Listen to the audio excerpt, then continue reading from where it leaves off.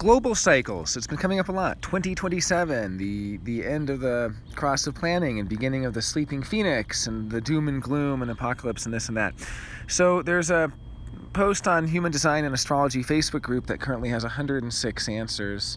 I didn't scroll through all of them, but I didn't see a single human design answer. I saw only answers from the outsiders. And this isn't bad if what you want to do is get outsider opinions on things. That's fine. But if you're looking for actual human design answers, they're there. You just have to know where to look or who to ask. And so it was, kind of sad to me that somebody was asking for human design answers and they were getting all this stuff. Well, astrologers know about the age of Aquarius. Well, this and that, and I have my own interpretation of it. Here's what I wrote on the group here. Let me see if I can pull that up. Okay, on the Human Design and Human Design and Astrology. For my listeners out there, if you're on Facebook, definitely check out Human Design Catalyst. It's a good one. Okay, this is Human Design and Astrology. The question is, what's supposed to happen in 2027? And there were so many answers. Okay, sort by most recent. There we go. And so I just want to answer. So my answer, I said, lots of misinformation here. What Ra gives us is locks and keys. The 8 locks stay the same. The 8 keys change. The farther down the fractal line, the more you get general broad stroke euphemisms like the age of Aquarius and so on. But all we are doing is deconstructing the locks and keys. Until someone posts here how they have come up with their interpretation using locks and keys, it's all outsiders looking in. There's no real human design analysis going on. Sorry someone posted earlier about locks and keys. I see 105 answers. I scrolled through some and dismayed to find a lot of outsider approaches which are so general and broad and have nothing to do with the specifics. 8 specific gates, which are no longer going to be the keys, and 8 new gates, which will become the keys, and how you synthesize and weave this into a story with the 8 perennial locks. I mean, you need to know 24 gates to be able to make a narrative out of this. If you're not familiar with the 24 gates in question, that is, the 8 locks, the 8 old keys or current keys, and the 8 new keys, you're not going to be able to make a lot of sense of it. So it requires knowledge of almost half of the I Ching. You need to have in-depth knowledge of these 24 gates. But even without in-depth knowledge, even just with the surface level keynotes, you can begin to weave your own narratives. Maybe I'll show that in a second. But I said, nobody seems to be talking about actual global cycles, and instead saying, why trust one man's vision, yada yada. Until you know why Ra interpreted the particular combinations of keys and locks the way he did, it will appear arbitrary and something to be trusted or not from one man. But it's not about trusting his interpretation, it's about understanding how and why he interpreted the changing keys as he did. So this is what I wanted to say, is that there wasn't a lot of talk about it. So let's just look at just an example. Okay, the lock, gate 25, the spirit. It's where we have innocence. It's where we have a sort of purity of spirit. It's sort of, where our universal love is locked away. And where has this universal love, how have we been able to get to that universal love? Well, the key has been gate 37, the gate of the family. And this is changing to gate 55, which is actually more appropriate since 25 and 55 are the only 2 gates of the spirit in some sense. But 55 is, melancholic and moody and the biggest emotional spike and very self-absorbed and all of this stuff.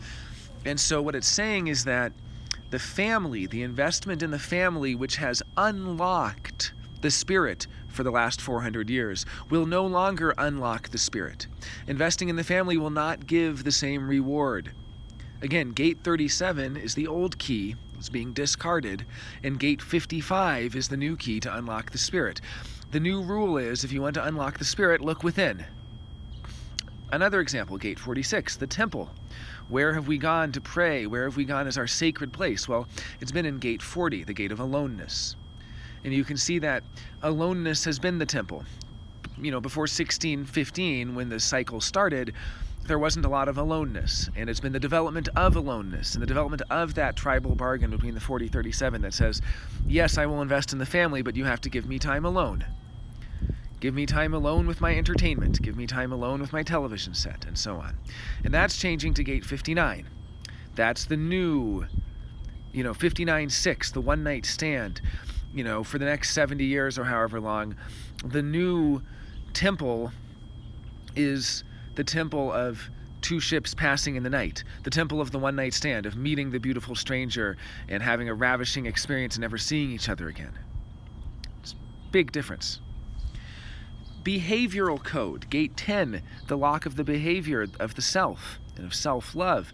Well, the key to this has been 9, focus, focus, focus. In fact, I have triple activated 9. It's probably why I'm in so much demand during this time, because I have so much focus.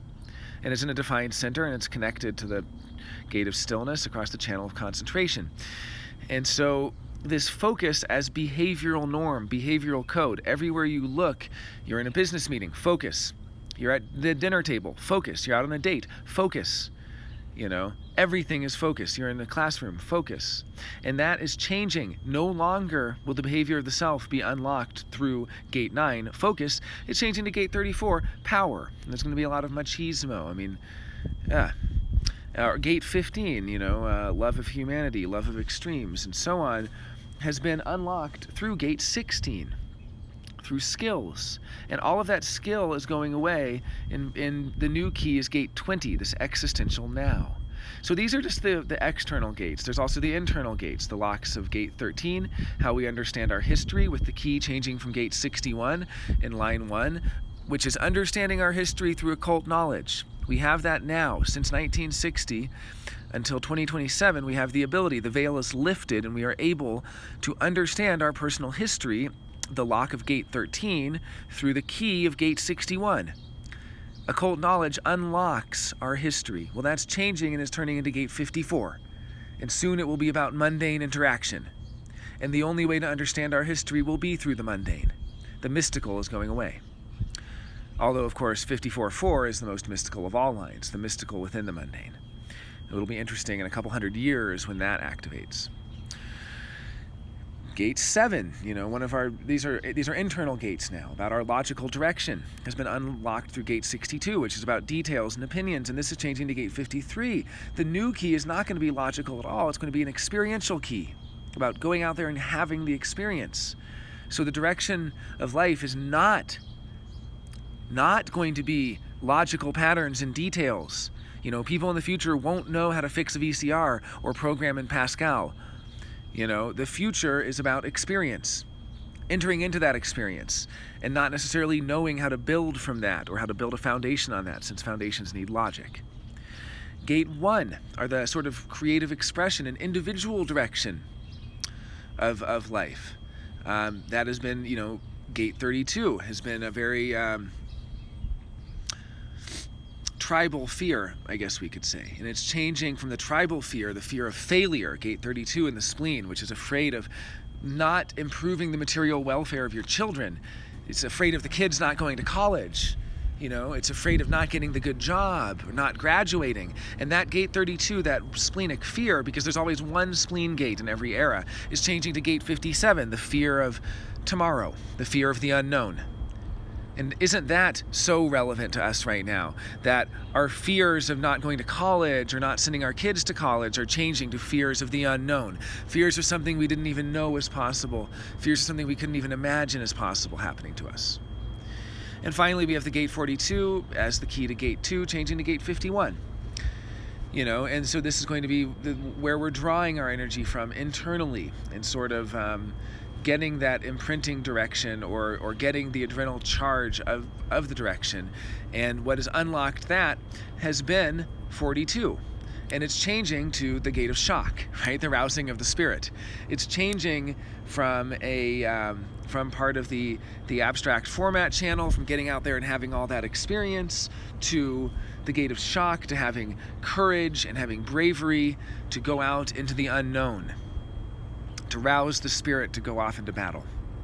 So these are just, off the cuff interpretations of these. And of course, when we start using the keynotes, the external keynotes of the nature, the temple, the pattern and the way, or the internal keynotes of the witness, the example, the leader, and the plan, it gets even more detailed. And when we start looking at how we're moving from a first line theme to a sixth line theme, it gets even more detailed. So there's so much that you can do here with global cycles, with locks and keys. I just wanted to kind of drop a note because I'm seeing all of this discussion about global cycles, which is really just empty conjecture and not based on the actual deconstruction of the locks and keys, which is how the global cycle information came to be in the first place.